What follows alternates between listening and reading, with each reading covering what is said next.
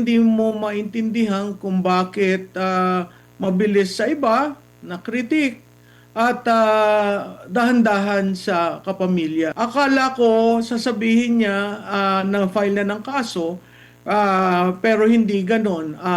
Kung titingnan mo rin, inuna niya yon to get away from it. Ito na yon, let's move forward. Para yung pagkaka-structure ng speech niya, he talked about the elephant in the room, which is brought about by his campaign na mahiya naman kayo, so that he can say, let's move forward. So nakita naman natin, sunod-sunod yung kanyang pagsasabi o pagbibigay ng resibo sa mga nagawa. Kumbaga, Admar, kung ganong kabilis ang paglagay sa kulungan ni Senator Marcoleta at pati yung mga donors ni dating Congressman Mike Defensor, ganun naman kabagal. Itong talagang may principal role sa gadambuhalang pondo na nawala sa ating bayan. Talagang pambubudol. Hindi ko nakikita na magtatagal si Speaker sa kulungan at hindi ko rin nakikitang matibay ang ipapile na batas. Siguro dadaan lamang na hindi ko nga alam kung ikukulong nila eh. Kasi again, pag kinumpare mo, madalian yung kay Marcoleta, hindi man lang hinintay yung pag-convene ng impeachment court, no? Yung hindi naman plunder yung kanyang issue pero ginawang plunder, ganun rin yung mga donors, no? Na napaka bagal at hindi mo maintindihan itong anti-corruption campaign niya. Nakikita nyo ba na seryoso ang Pangulo? Ang puna ni Senator Marcoleta parang hindi mabigkas, hindi mabanggit-banggit yung pangalan ng kanyang pinsan. Pinsan lang, tapos hindi mo alam kung seseryosohin ba na sasampahan ng kaso at ikukulong ba talaga? Kasi pwede naman magsampa ng kaso na hindi naman mabigat. Ano ba masasabi nyo po dito, Prof?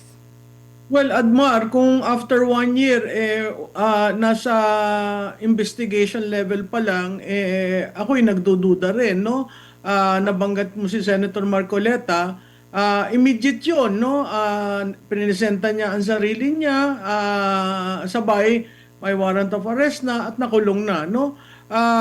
Si Senator Marcoleta, ukol sa campaign donation, si Speaker Martin Romualdez, tungkol sa ilang budget from 23 to 25 at ang total nun almost 1 trillion. So hindi mo maintindihan kung bakit mabilis sa iba na kritik at dahan-dahan sa kapamilya. So yung paggamit ng kanyang presidente ako, hindi sa pamilya, again, it's a license in terms of coining something that the public may want to latch on, no? At hawakan yon na ibang klaseng pangulo siya, pero ngayon na lamang yan at hindi noong simula ng 2025 nung nasabi niyang mahiya naman kayo.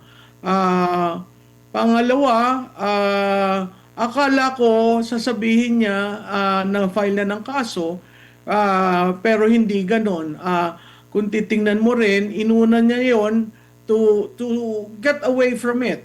Ito na yon, let's move forward. Para yung pagkaka-structure ng speech niya, he talked about the elephant in the room, which is brought about by his campaign na mahiya naman kayo, so that he can say, let's move forward. So nakita naman natin, sunod-sunod yung kanyang pagsasabi o pagbibigay ng resibo sa mga nagawa.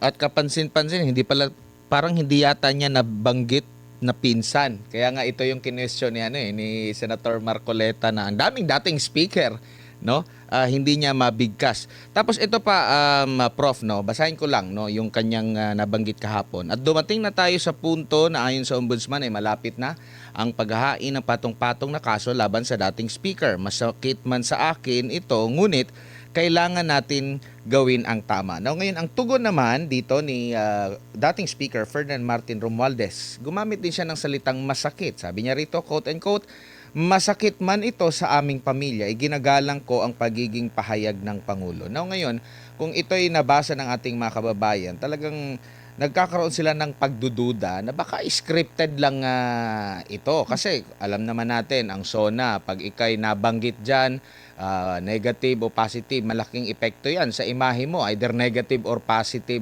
din. Pero ganito, kumbaga, mabanggit ka nito na sasampan ka ng kaso, di ba? Parang naaayon ba ang tugon sa mga pahayag, Prof? Admar, ang dating sa akin, nagsisignal na siya eh. Kaya kung titingnan mo yung naratibo, may inintroduce na isang tao, yung mayordoma, na siya daw yung tumanggap ng pera. So, makikita natin unti-unting nagpapakita na walang alam si Speaker, hindi niya natanggap yung pera. So, tingnan natin how it will evolve. Hindi pa naman ito tapos. Ang akin lamang, sana harapin na nila yung katotohanan.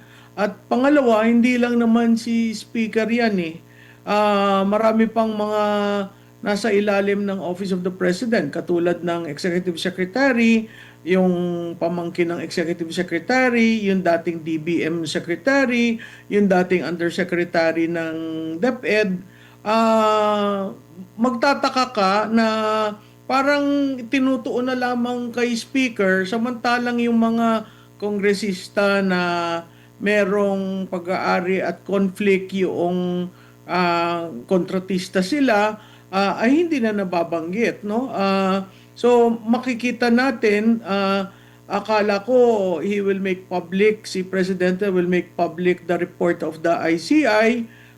Wala rin siyang sinabi doon. Akala ko gagawin public yung partial report ni Senator Lacson. Wala ring nasabi doon, pero unti-unting lumalabas online yung recommendation ng partial report. At makikita natin may mga personalities na hindi naman nababanggit o hindi napapailan. Kumbaga, Admar, kung ganong kabilis ang paglagay sa kulungan ni Senator Marcoleta at pati yung mga donors ni dating Congressman Mike Defensor, ganun naman kabagal. Itong talagang may principal role sa gadambuhalang pondo na nawala sa ating bayan. Kaya rin po ba ay nagtataka, Prof, na nawala na yung mga katagang dahil kay Speaker? Bakit wala kayang nagdepensa dahil kay Speaker? Hindi kasi maintindihan siguro ng mga mambabatas, at nakita mo walang pumalakpak nung sinabi yan. Tahimik na tahimik ang audience, no? Sa tingin ko, hindi nila alam kung gaano kaseryoso. Mas mabuti pa siguro tumahimik na lamang sila para hindi sila masama. Makikita mo hindi pantay ang batas dito sa usapin na ito. Sinasabi rin na sa 18 Marines na sinasabing dating aide ni Zaldico, ginamit yung kanilang testimonya laban dito sa kay Speaker. No? Ngayon, umusad naman yung kaso laban dito sa 18 mga ano na ito, kumbaga 18 mga Marines, dating Marines na ito, dating mga sundalo po. Prof, parang hindi yata nagtutugma kung kakatigan, gagamitin, tapos masasampahan ng kaso. Same lang din naman. Binanggit lang nila kung sino sa tingin nila ang nakinabang doon sa maletang kanilang i-deliver. Well, Admar, by itself, humihina yung kaso kay Speaker. Kung ang gagawin mong batayan ay testimonya ng Brave 18, tapos on the other hand, itong araw na ito, na sabi na papailan ng cyber libel, pag yun napailan ng cyber libel, hihina yung kaso. Dahil kung yun lamang ang basihan ng pagtanggap ng pera. So makikita mo,